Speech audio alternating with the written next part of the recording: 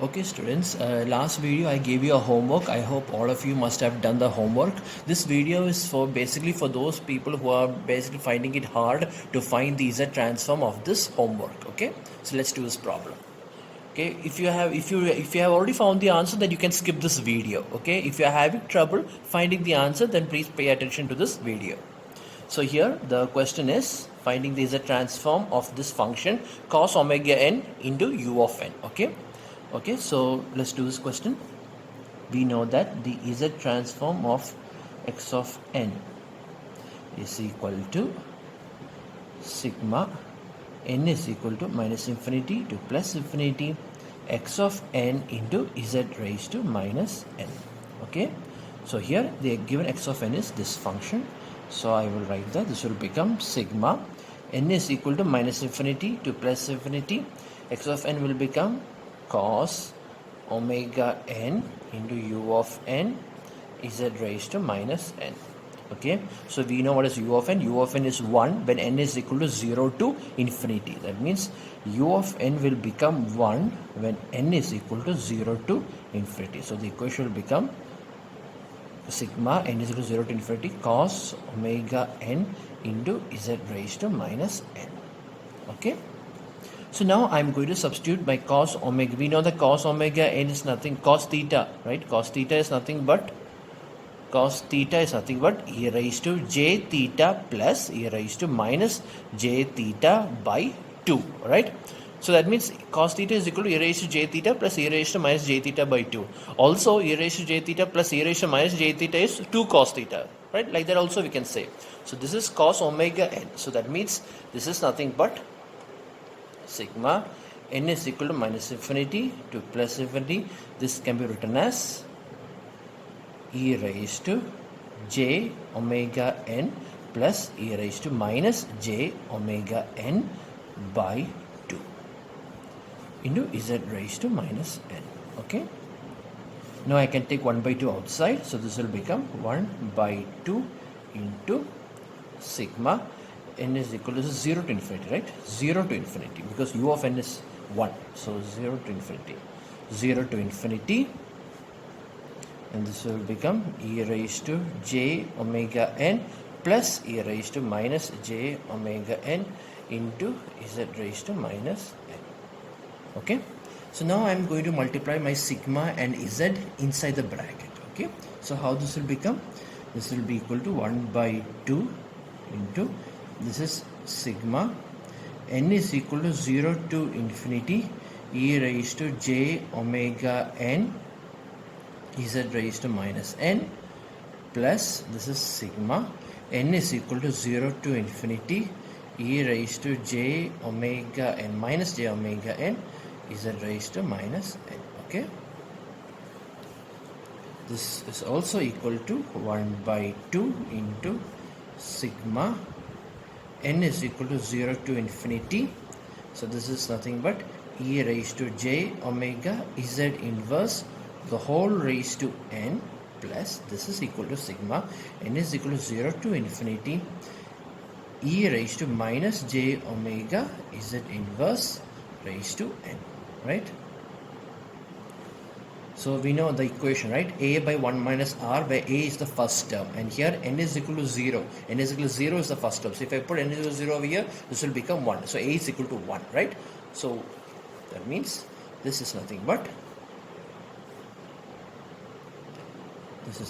1 by 2 into 1 minus 1 by 1 minus, this is r e raised to j omega z inverse plus this also 1 by 1 minus e raised to minus j omega z inverse. Okay, and we know if you are going to apply a by 1 minus r equation, the value of r must be less than 1. That means this value of what you see here must be less than 1. This value also must be less than 1. That is what it means, that for defining the ROC, right? Let me use another pen. This pen is enough. For defining the ROC, r must be 1. That is the magnitude of this value must be 1, or the magnitude of e raised to j omega z inverse must be less than 1. We know that the magnitude of e raised to j omega is 1, right? So that means the magnitude of z inverse must be less than 1, or magnitude of z must be greater than 1. This is the ROC of the first term, and let's see the ROC of the second term. The ROC of the second term, here r is e raised to minus j omega z inverse. That means magnitude of e raised to minus j omega z inverse must be less than 1, or again the magnitude of e raised to minus j omega is 1. So therefore this becomes magnitude of z inverse must be less than 1, or magnitude of z must be greater than 1, right? So therefore in both these conditions you can see that both the conditions are same. That means the overall ROC is also same. That is magnitude of z must be greater than 1. So I found the ROC. So now I need to find my remaining Z transform equation. Okay, so far we did this much, and let's continue our steps. So that means this will become, okay, let me write like this. That is, this is equal to 1 by 2.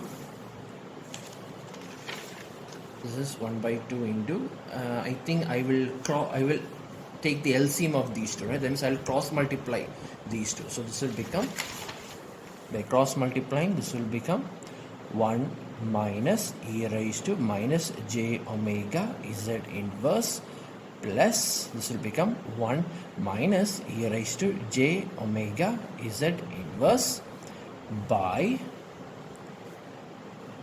1 minus e raised to j omega z inverse into 1 minus e raised to minus j omega z inverse. Okay.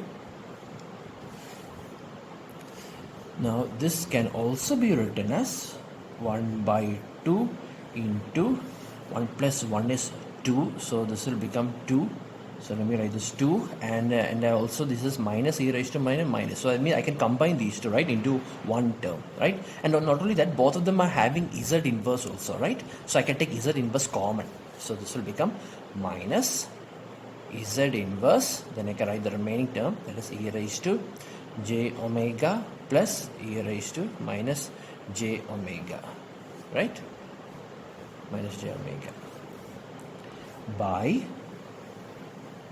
now I'm going to cross multiply these two also, right? So this will become 1 minus e raised to minus j omega z inverse minus e raised to j omega z inverse.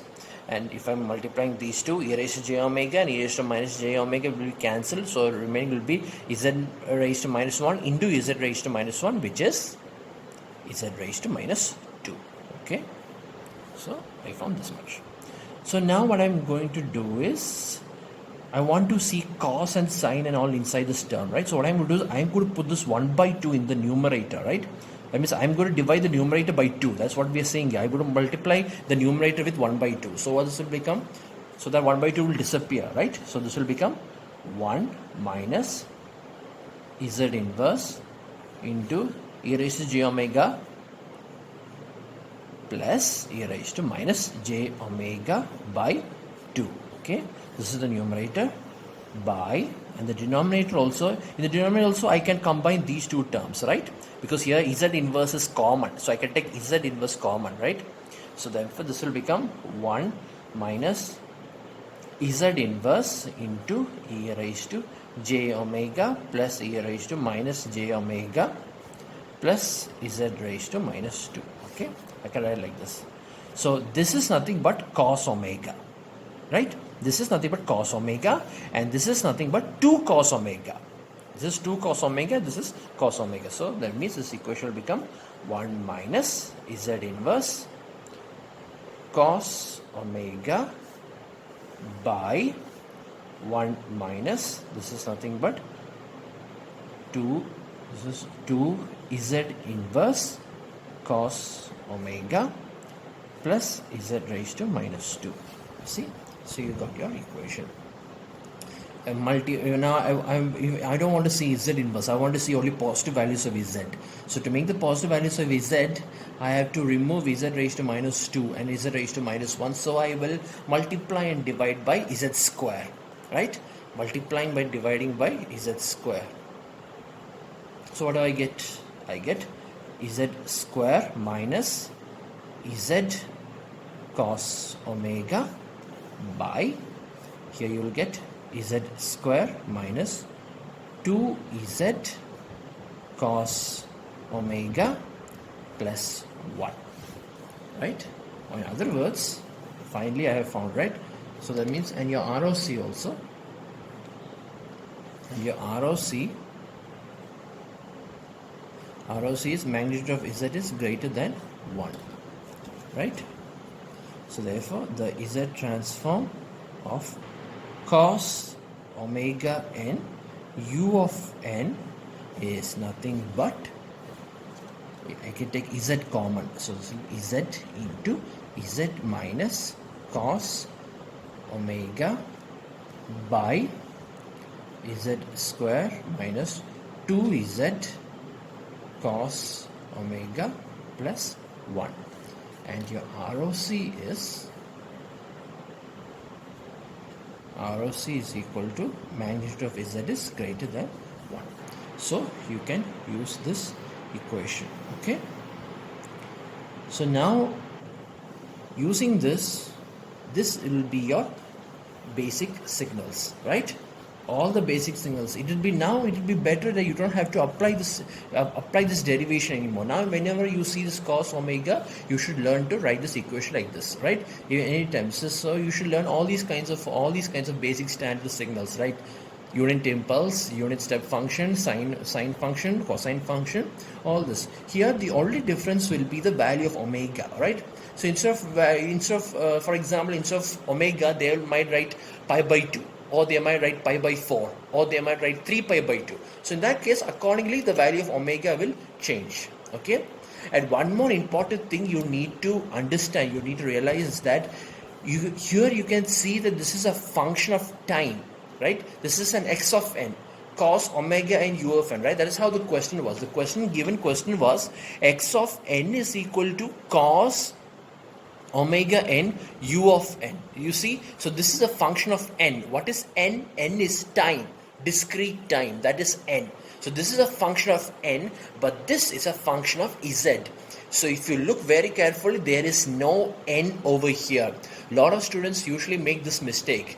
When they write this formula, they put n also over here. There is no n. There is no function of time in the z transform, or in the Laplace transform, or in any frequency transform. You will never see the function t or n in the formula. Okay, so remember this formula. Also remember the ROC. ROC is same for both sine function and the cosine function. Even the denominator is also same, right? For the sine function, cosine function. So you just need to remember the numerator. Okay.